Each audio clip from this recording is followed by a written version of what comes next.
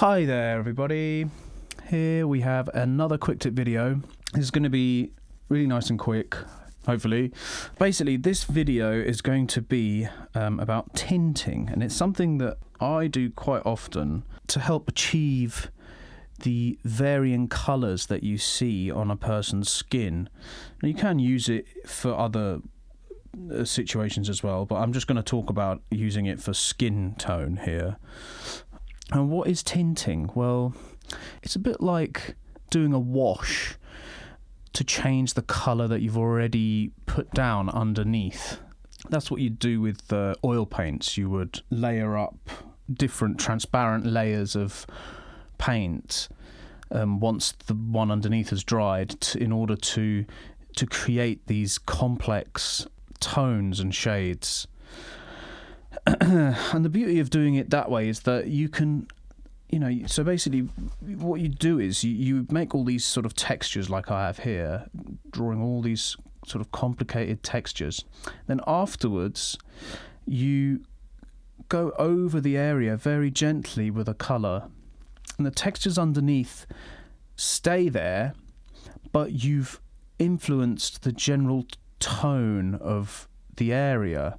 So I've done that quite a lot in this picture. This is actually a great example of that. So if you look here, you'll see I've sort of tinted this here with a bit of cinnamon, I'd say, and I think I used maybe a bit of this red, possibly.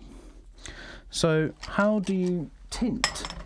Well, let's say, for instance, here we have this nose that I'm working on, and I kind of feel like this has got to be slightly more yellow around here, but it might not all need to be yellow, so you can subtly tint just one or two patches or where you can see those tones coming through.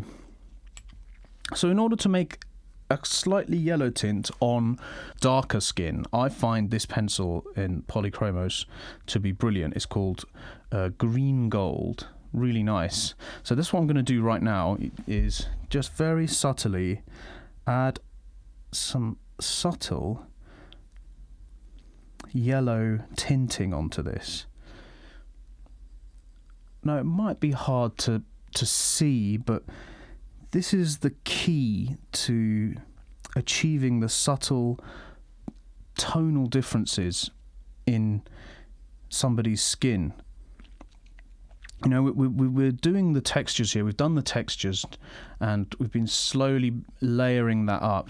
And then, and we've been layering pencils on top of each other quite sort of hard. But now we can be soft and add this subtle layer that is going to bring out the richness of the skin, that sort of slight yellowness that I can see in the reference here. Now, it's very hard to see it appear in front of your eyes, I think, but this is a good picture for me to show this to you guys with.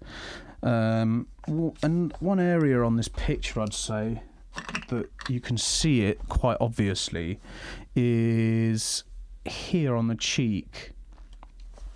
So I don't know if you can just see there's some very subtle changes in tone around here. You see there's these very subtle sort of slightly yellowed marks.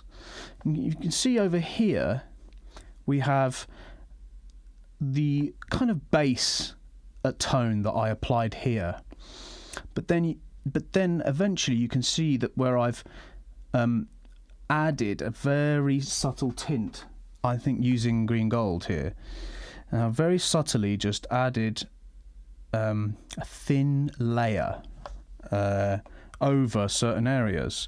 Now I've kind of done that with these sort of blotches here as well, except I think that was done with a combination of a couple of other pencils, like this one here, a couple of the ochres in the Polychromos range.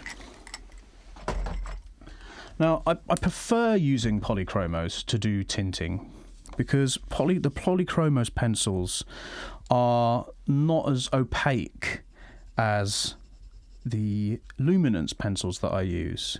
So the Luminance are brilliant, but they're also quite thick, and they lay down quite heavy, if you can see, and that doesn't lend itself as well to tinting, I find. And I just think the Polychromos can be used a lot more subtly